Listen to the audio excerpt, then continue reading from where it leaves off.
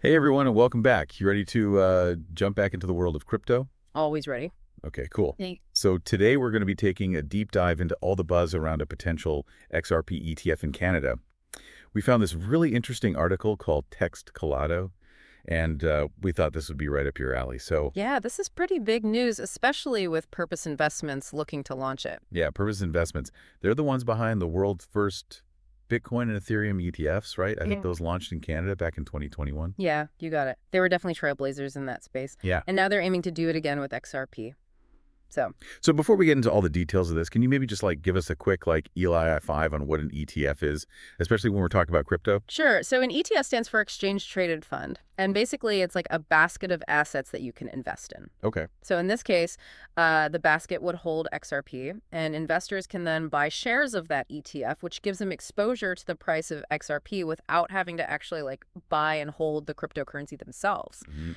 So it's a more convenient way to get into XRP. Exactly. Yeah, it simplifies things for investors who might not be comfortable, dealing with crypto exchanges and wallets and all that. Got it. So it's Yeah. like you're buying a piece of that XRT pie without the hassle. Exactly. And what makes this potential XRP ETF even more interesting is that it's designed as a spot ETF. A spot ETF. Yeah, so that means investors are directly holding XOP, not like derivatives or futures contracts. So it's a real deal. Exactly. It's the real deal.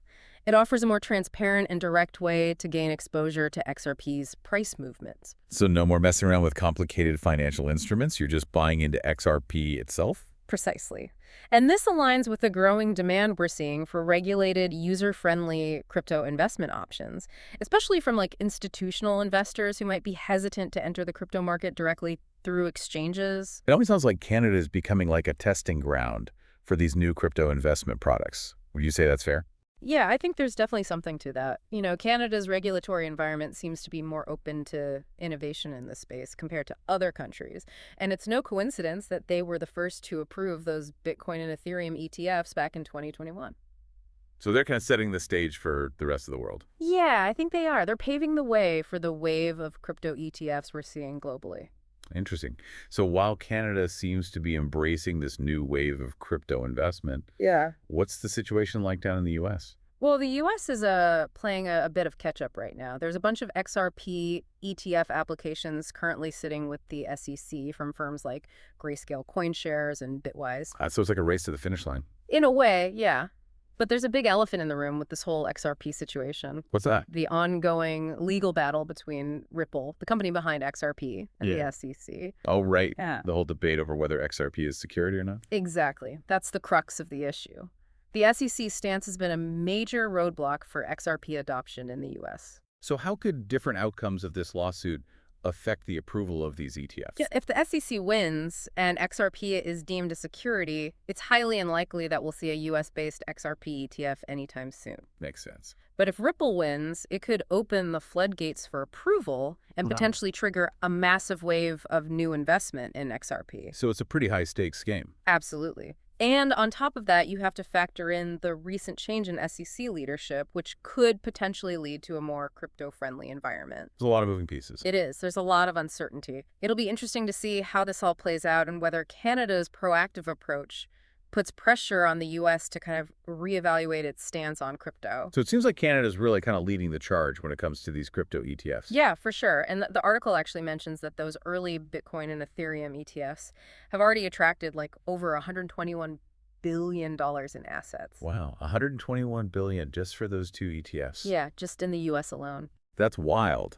So even if this XRP ETF only gets a small fraction of that, we could still be talking about a lot of money flowing into Canada. Absolutely. It could be huge. And it's not just about the direct investment in XRP either. What do you mean? Well, this ETF could attract more crypto-focused companies and projects to set up shop in Canada. So it could have a ripple effect on the whole industry. Exactly. It could help solidify Canada's position as a global hub for crypto innovation.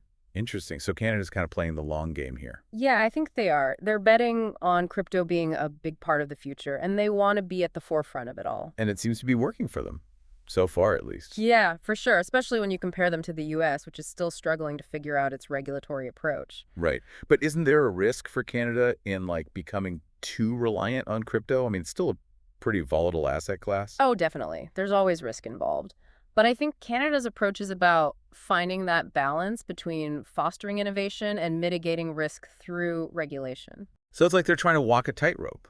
Yeah, that's a good way to put it. They're trying to create an environment where the industry can flourish, but also where investors are protected. And they're doing it all while this whole legal battle between Ripple and the SEC is still going on. Right. If Ripple wins that case, it could be a massive win for XRP adoption, and it would further boost Canada's position as a crypto leader. It's all very interesting. And you mentioned earlier that some market analysts are predicting billions of dollars flowing into XRP if this ETF gets approved. Yeah, the article cites estimates ranging from 3 to 6 billion in new investments. Wow, that's a crazy amount of money. So, like, how does that even work? Walk me through the logic here. So institutional investors like pension funds and asset managers are looking for safe and regulated ways to invest in crypto. Okay. And an ETF provides that. They're also attracted to the potential for high returns in a relatively new asset class. So they see it as a good opportunity. Yeah, exactly. And with Canada's regulatory environment and the potential for a Ripple victory, the conditions are ripe for a surge in investment. So it's like all the stars are aligning. Pretty much. And if this XRP ETF is successful, it could pave the way for ETFs based on other cryptocurrencies. Not just in Canada, but potential globally. Exactly. It could really change the game. Which leads to a thought-provoking question. Yeah. Which leads to a thought-provoking question for you. If this XRP ETF does get approved, what other cryptocurrencies do you think might be next in line for their own ETFs? Oh, that's a good question.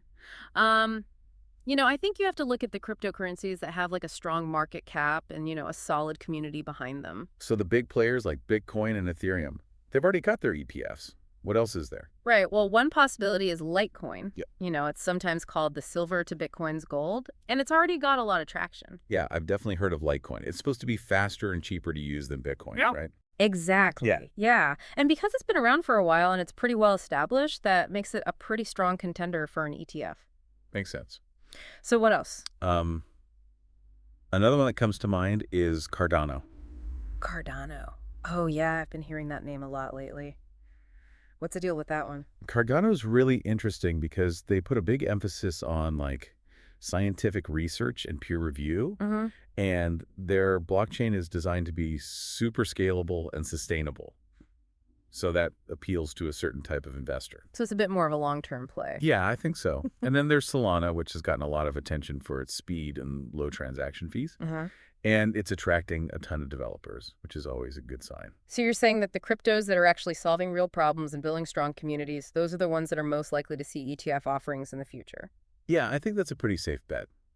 It's all about looking beyond the hype and focusing on the underlying value. It's about separating the signal from the noise. Awesome. Well, this has been a super insightful conversation. Thanks for taking the time to break it all down for us. Yeah, no problem. Always happy to chat about crypto.